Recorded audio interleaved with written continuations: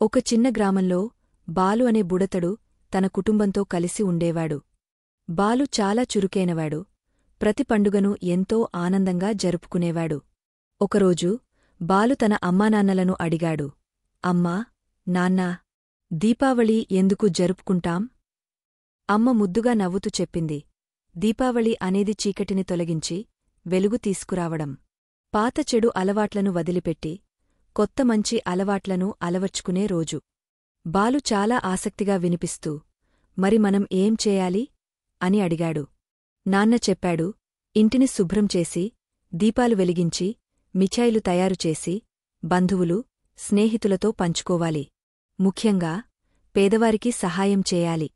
బాలు ఆనందంగా తన స్నేహితులతో కలిసి పాత బట్టలు, పాత ఆటబొమ్మలు సేకరించి గ్రామంలోని పేద పిల్లలకి ఇచ్చాడు.